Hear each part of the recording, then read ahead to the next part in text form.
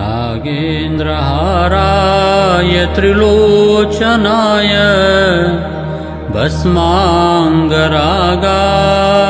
महेश्वराय नित्याय शुद्धाय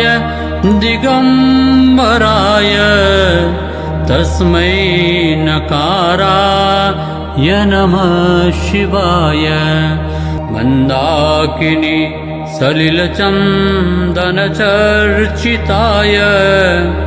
नन्दीश्वरप्रमथनाथ महेश्वराय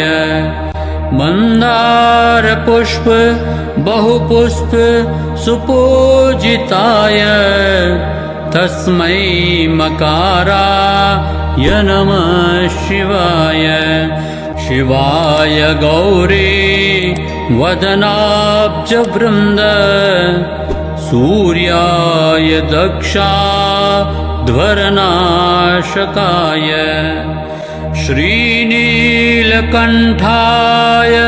वृषध्वजाय तस्मै शिकाराय नमः शिवाय वसिष्ठकुम्भोद्भवगौतमार्य मुनीन्द्रदेवार्चितशेखराय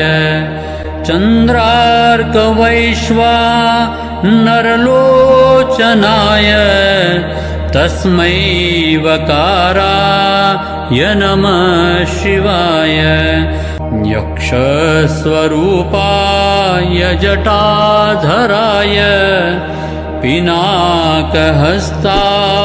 सनातनाय दिव्याय देवाय दिगम्बराय तस्मै यकाराय नमः शिवाय पञ्चाक्षरमिदं पुण्यं यः पठे शिवसन्निधौ शिवलोकमवाप्नोति शिवेन सह मोदते इति श्रीमच्छङ्कराचार्यविरचितं शिवपञ्चाक्षरस्तोत्रं सम्पूर्णम्।